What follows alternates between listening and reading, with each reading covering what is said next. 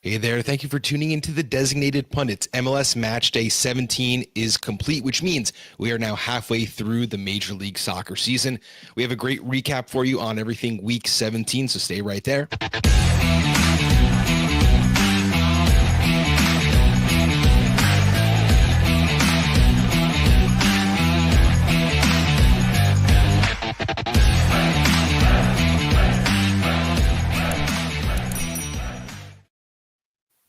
All right, Week 17 in the books. I'm your host, Bob, here with my co-host, Scott, and my co-host, Dion, here to break down the Week 17 Major League Soccer, the halfway point of the season, talk about all the good and bad things we saw this week, and break down a couple of games for you. First, let's take a look at how we did in on the sports book. It's really good, so stay right there. There we go. Graphics are working today. We have 5-1 week for Bob. Scott 3-2, but a big plus money play. Dion 1-2 with one bet negated. That was the TFC pick. He played the draw no bet, which was better than me, and I took him to win, and that did not go through. But that was my only bad pick. We had a great week as a podcast. Myself going 5-1 plus 4.64 units. Scott 3-2, 1.44 units with a big plus money play on the Orlando and Chicago over. And Dion 1-2 minus 1.13 units. That makes us 9-5 on 14 wagers plus 4.95 units as a team. And on the season, we are plus 11.58 units. I'm at a sizzling 15.4 on the season, halfway to 30, and we're halfway through the season. That's kind of the goal I'm eyeing there. It's kind of unattainable, but it looks like we're right on pace there. Scott, probably the hottest guy on the crew, having another plus money week. Yeah, absolutely you are. I mean, you were like -4 like 3 weeks ago. It's the up That's and how down. that works. It's up and down. I'm just trying to put consecutive positive weeks together right now. That's what I want. You have 3 of those, so that makes you the hottest guy on the channel. Really, really good stuff here from the team. So we are in plus money. Everyone knows me, knows that I spend a big majority of the weekend victory lapping, because everyone needs to know how good we are when we do that. And if you enjoy our stuff, make sure you subscribe, hit that like button. You can find us on all your favorite podcast platforms. Now part of the Hooligan Soccer Network. You can go and find us on Spotify with video, YouTube, any of your favorite sites. So, gentlemen, let's get into the beef of the show. Best of the week. Scott, we're going to go to you first. Ooh, yeah. Okay. Best of the week. Look, I just straight up pulled the rug out from under Dion on this, but it's Hany Mukhtar's assist to Sam Sturridge. Sorry, Sam. In the 27th minute for Nashville. Look, this is a thing of beauty all on its own. This is one of the greatest assists you'll ever see. I think we have a clip of this, actually, right? We do, and I'm trying to find out which one it was. It was the first one, right? It's the first one. Yep. There we go. All right. Look, you're going to see a nice little long ball over here, and the first thing you're going to see is Hany Mukhtar just bring this down out of the air, cradle it like a baby, and then it just pops out behind him, and what you're going to see is there's actually a little back heel in there. It's completely intentional. He does... he brings it out of the air, over the shoulder, out of the air, cradles it like a baby, and then the back heel, all in the space of like a step and a half. I don't know how this is. I still sort of haven't figured out how this is physically possible, but he's done it. It's like that stop on a dime mentality, except he stops on a dime, and the motion of his foot going backwards is like the most unnatural movement you'll see, right? Yeah, he's doing so much in these like 2 steps here. It's just an absolutely brilliant moment. Somebody was saying that Hany Mukhtar is not like a superstar, not really a league star on socials the other day. I disagree. Anybody that can pull this off is a genuine, bona fide superstar. He may play in Nashville. I don't care where he plays. He's a league star.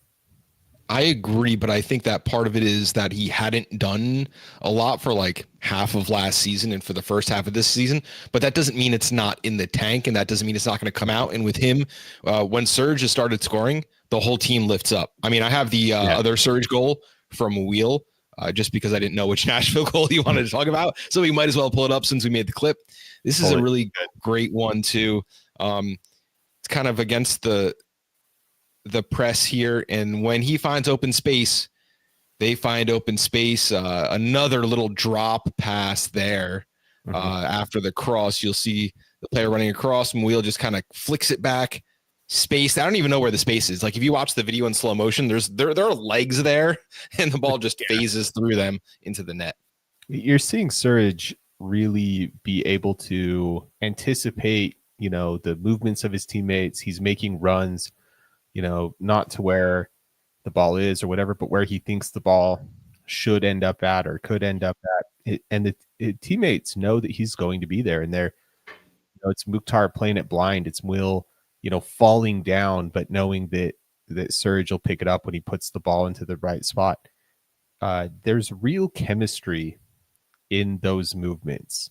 And I feel like as we, you mentioned that, Hani Mukhtar hasn't been doing it.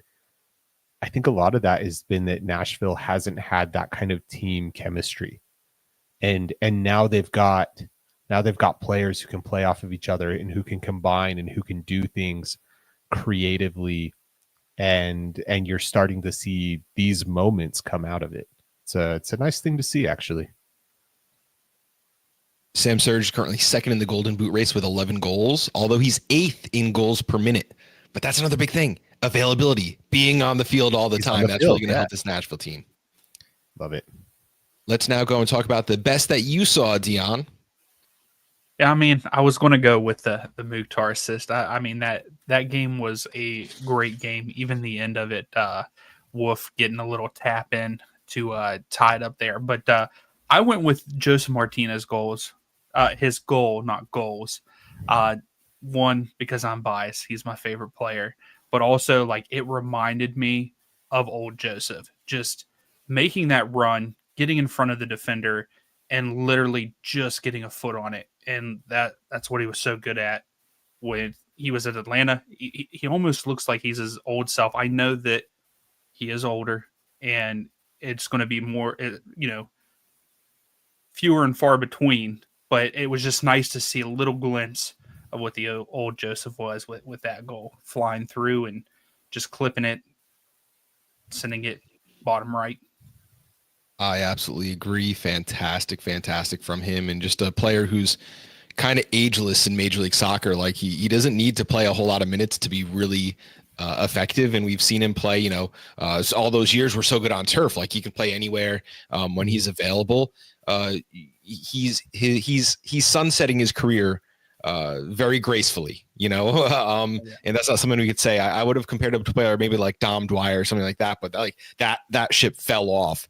Joseph Martinez, every team in Major League Soccer at the right price would like to add his services because he's a known goal scorer. What you're going to get week in and week out, and he's still got a little bit in the tank. Maybe not 90 minutes every other week, but if you could give me Joseph Martinez at the form he's in for 15 minutes and guarantee it, lock it in, what team would say no?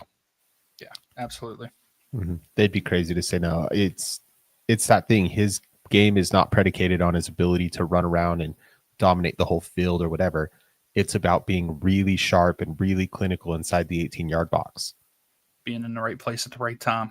Yeah, and having the right touches and knowing how to get those right touches, on a sliding near post run kind of thing to redirect that on goal. That kind of class, man, he's aging gracefully or sunsetting gracefully. Absolutely. He's not falling off the cliff. He's still doing it at a high level.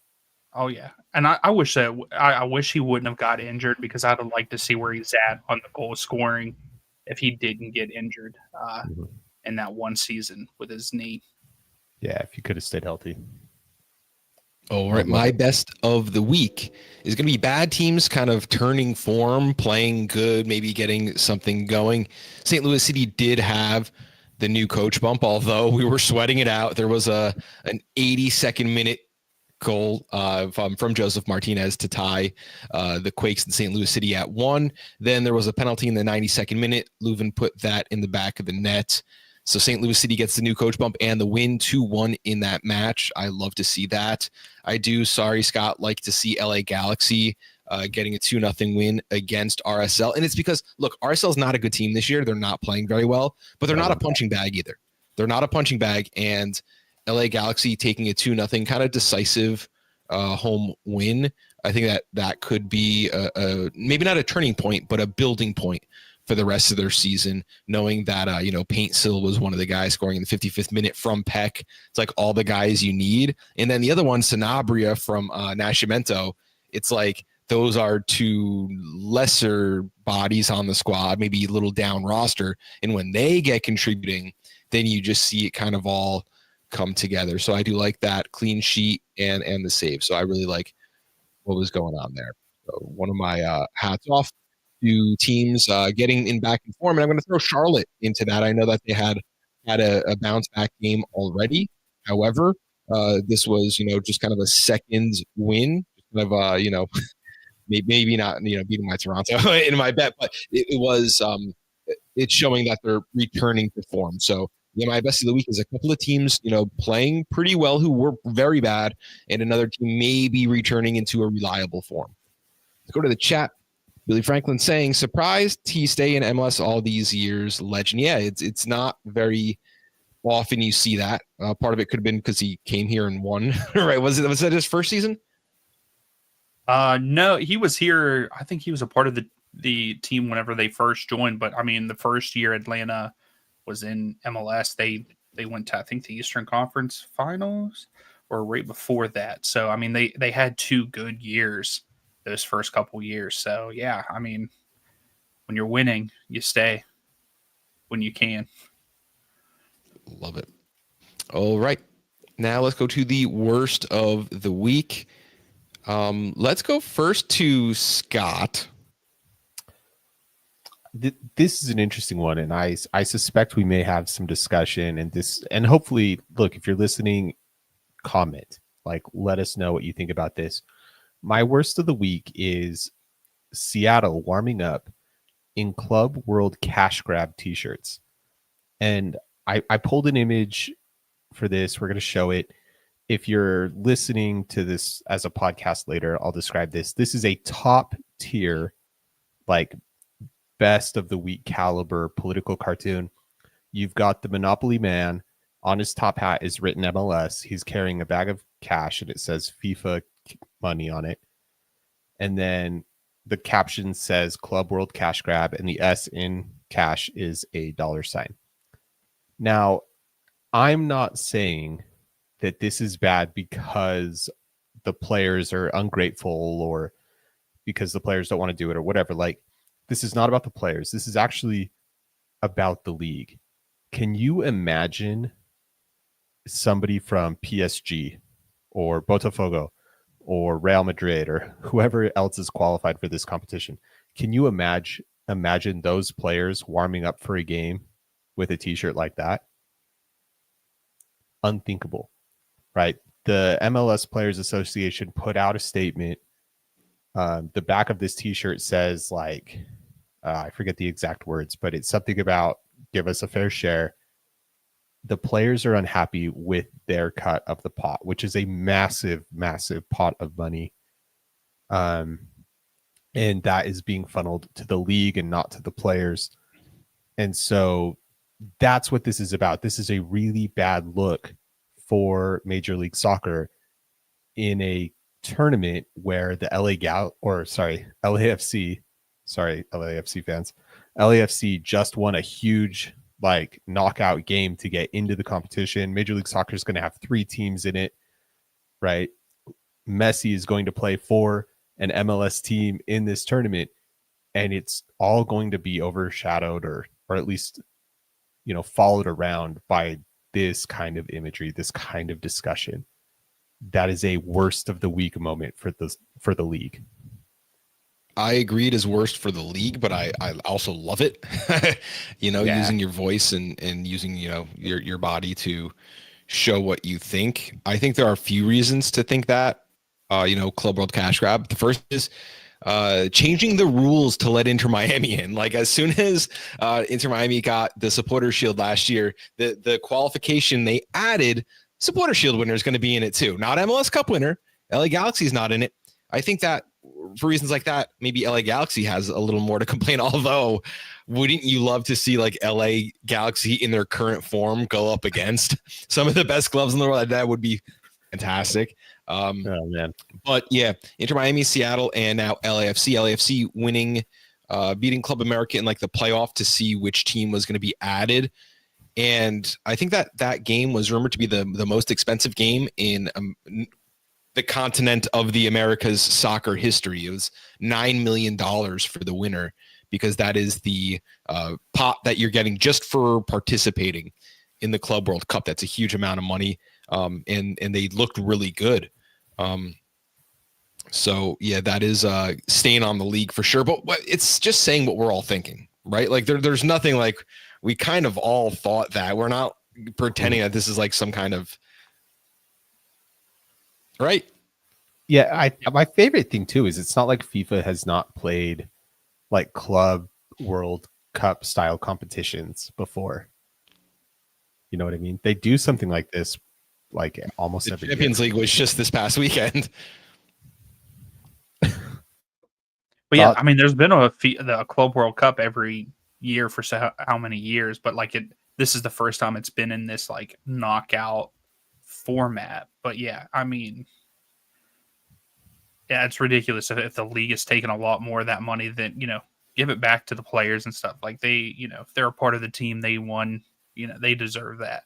And like you said, $9 million just for making it. And I know that there's incentives like for making it out of the group or for each win you get to. And I know that's a whole nother story. We'll see if any MLS team gets a win in this tournament, but Absolutely. Now, my worst of the week has less to do with the Club World Cup. There were a few bad things that I saw this week, like supporters at the Red Bull Arena. We had a really great event. It was Pride weekend.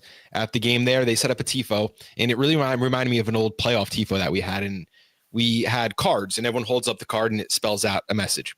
And the message was, New York is RED across the 3 supporter section. Well, one of the supporter sections is notorious for showing up 10 minutes after the game starts.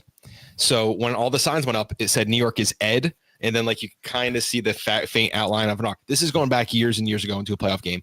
They did the same thing with the Pride tifo, and they had like these like metallic like cards to hold up, and it would be like the very, very top of the stadium, a red stripe, an orange stripe, a yellow stripe, and then green, blue, purple. And when they held it up, the top stands are empty. Like people don't sit there. So it was just green, blue, purple on the bottom. And it was like, I knew what it was. And I'm like, oh, that would have been beautiful. That's such a great idea. Great night for people.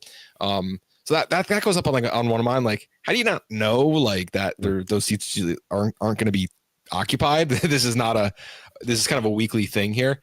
But on the soccering side, I did want to point out that Orlando is really bad at defense. Orlando City, not good.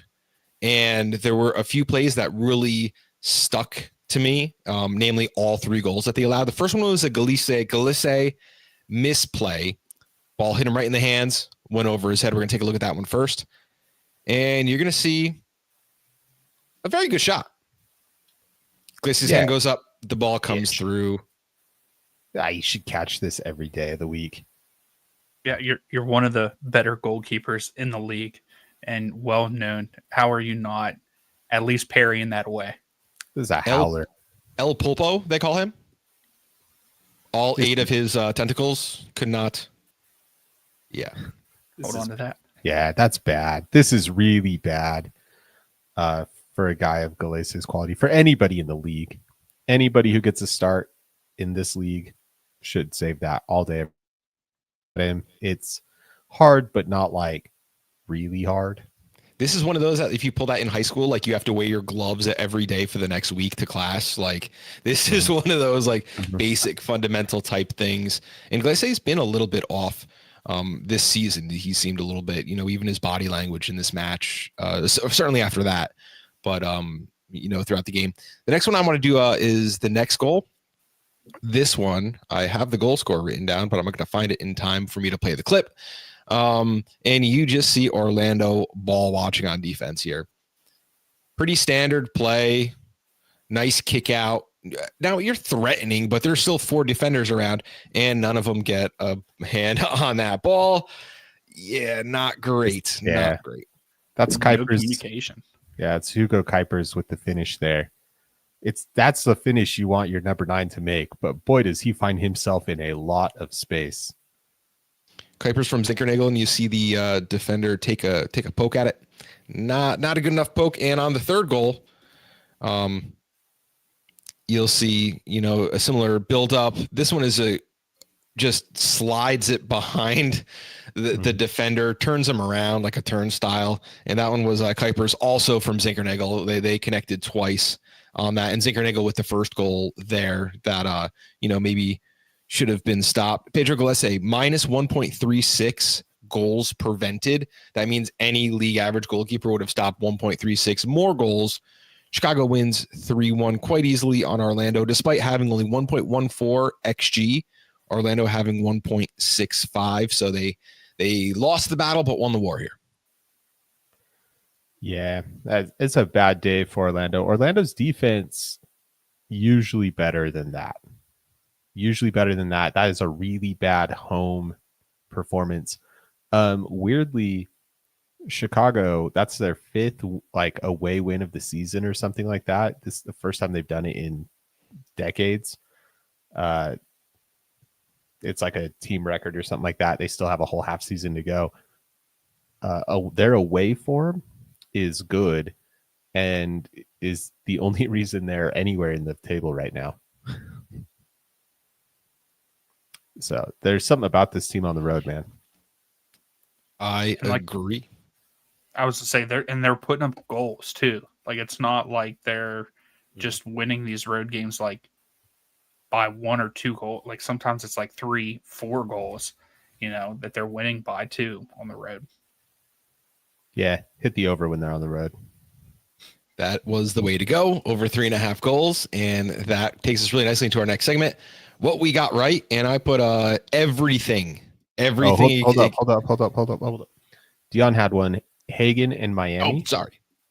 Yeah, I mean, picking on the goalkeepers here. Poor Hagen. I mean, poor guy got he was out there. He doesn't play that much, we know that, but I mean, he looked like he was a middle school keeper out there against I know it's Miami and stuff, but man, you had 2 saves. One of them was awful. He threw it out, went right to Messi, and a wide open goal. Like, you got to do better. Like, you're a professional. You only have 2 saves, but you concede 5.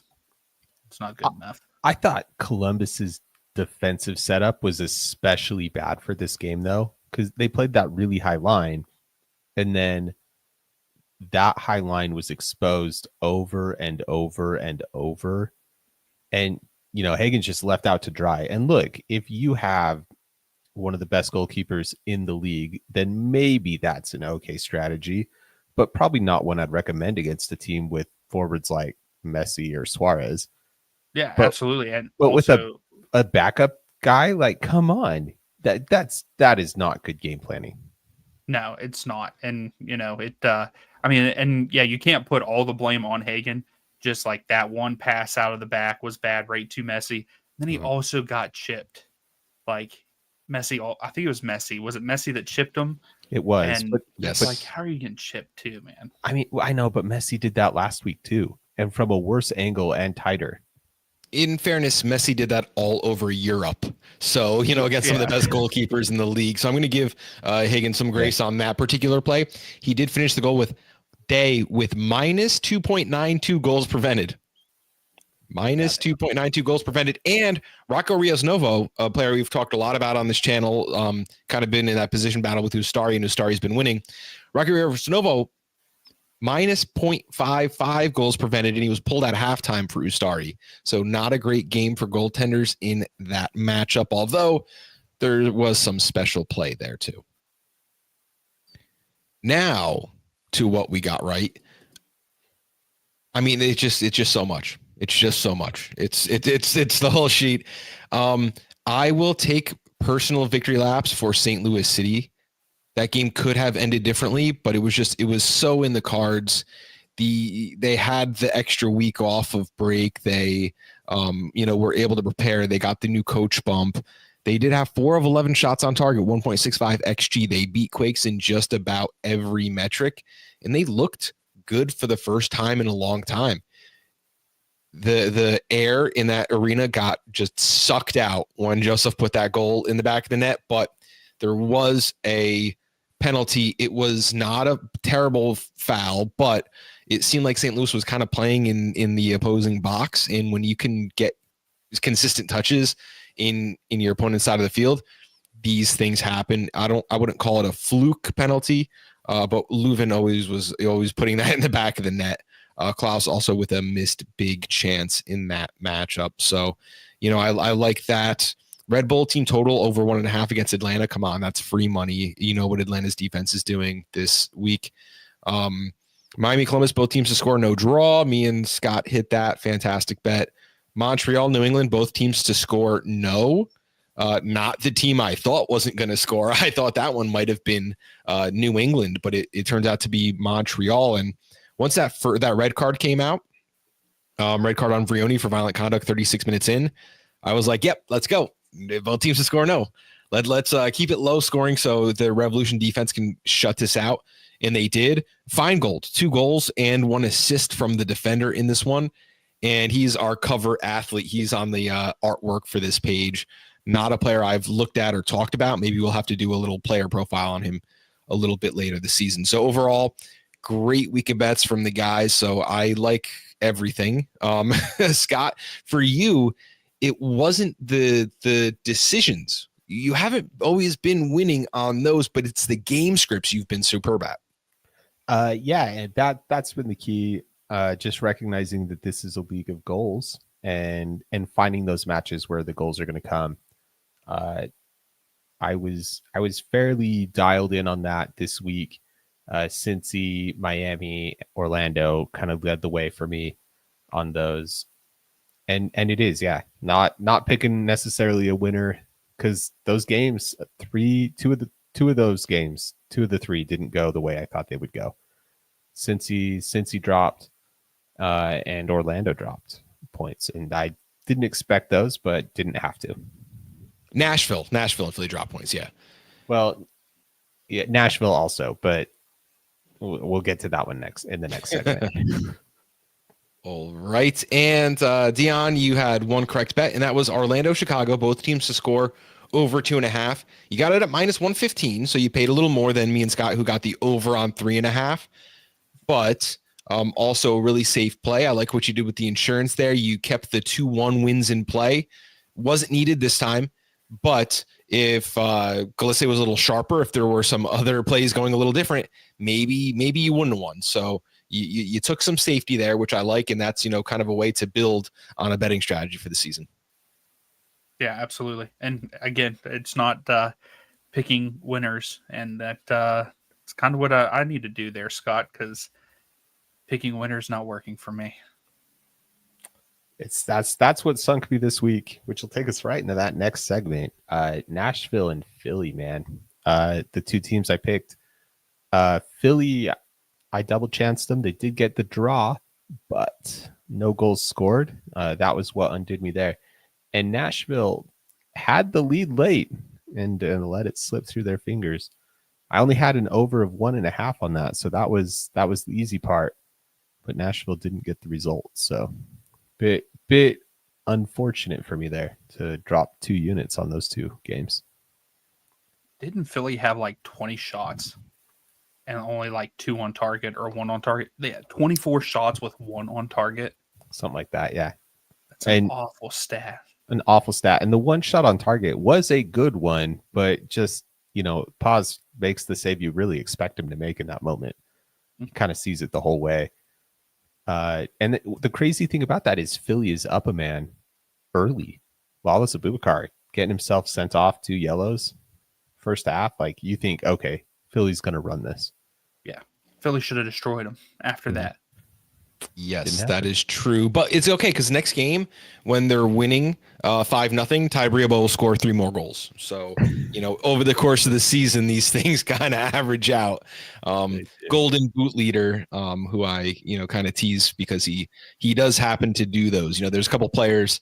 I think of like baseball. It happens a lot where like there's one player who's like, oh, his average is so high. He has so many RBIs and home runs. And it's like, none of them are game winning. None of them are game altering. None of them are game changing.